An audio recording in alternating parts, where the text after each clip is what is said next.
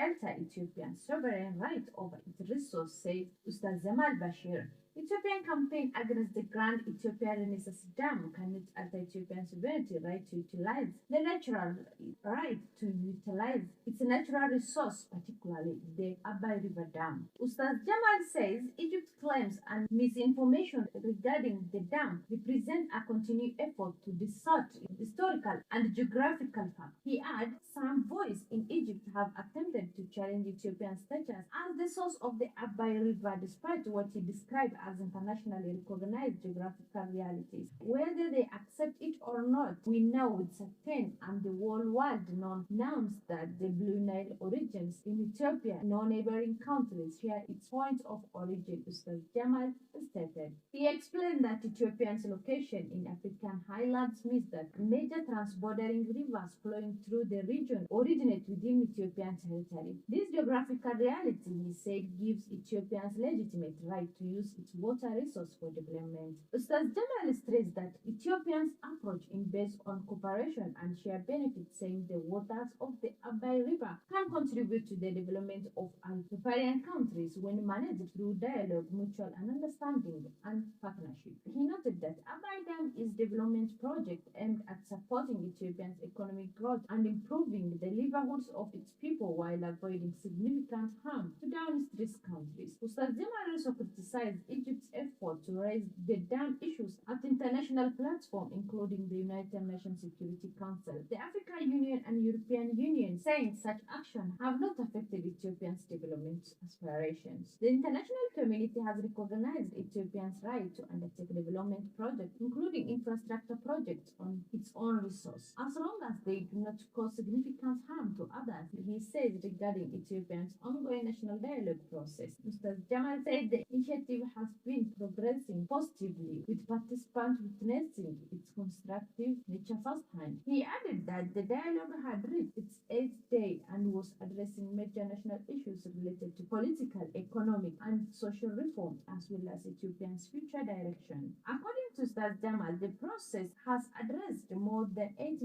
major thematic areas involving nearly 4,000 detailed issues, which have been assigned to specialized working groups. He said the dialogue is designed to reflect the aspiration of Ethiopians' nearly 130 million citizens by addressing political, economic, religious, and social matters. Ustaz Jamal further underlined the importance of discussion on the effective utilization of Ethiopia's natural resources, particularly water resources such as the Abai Dam and other rivers originating within the countries, describing them as pillars for sustainable development and national properties.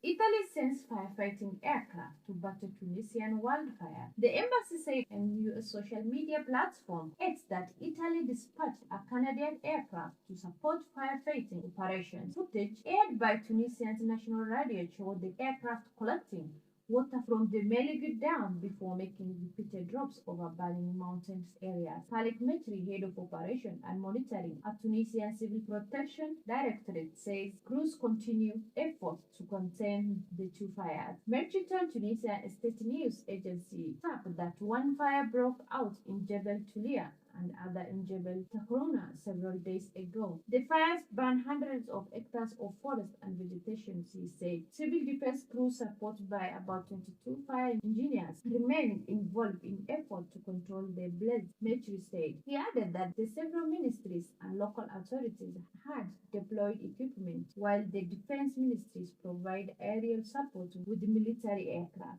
Tunisian authorities says that wildfire had destroyed about 4,400 hectares since the beginning of May, nearly 63% more than during the same period last year. Mohamed Al-Fibben, Director General of Forest at the Agri-Ministry, told TAP that fire recorded between May 1 and July 23 had burned 4,400 hectares compared with 2,700 of 5 hectares during the corresponding period in 2025. Authorities recorded 75 forest fires and 108 shrubland fires during the period affecting Zagud, Besant, Beja, Jeddah, Kef, and Silian province, said Benham. According to the officials, the General Directorate of Forests carried out 917 firefighting interventions covering forest, farmland, and landfill sites, up from 620 during the same period last year. The fire comes at Tunisia first a heat wave with temperature exceeding 45 degrees Celsius in several areas.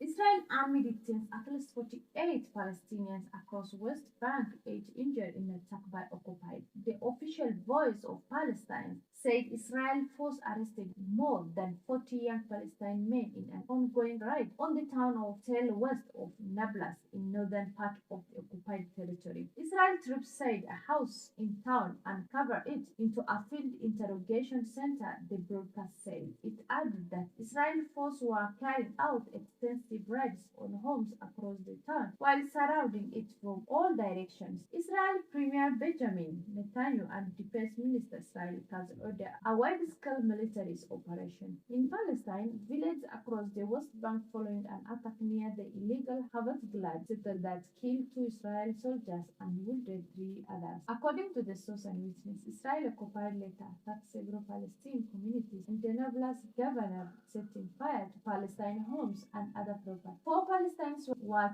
killed yesterday in attack by Israel occupied and Israel force on town of Tel, according to the Palestinian health minister. Meanwhile, the official Palestinian news agency reported city of Jenin and several towns and villages across the governor. Troops also searched a number of homes and details 5 Palestinians while military operations continue in several parts of the governorate, according to local source stated by agencies. Separately, Israel force detailed 3 Palestinians in the Bethel governorate. In another incident, the Palestinian Red Crescent societies and 8 Palestinians were injured, including 6 who were shown with live fire in an attack by Israel occupied on the village of Harata east of Al-Qia in northwestern West Bank. The organization did not immediately provide further details on attack or the condition of the injured.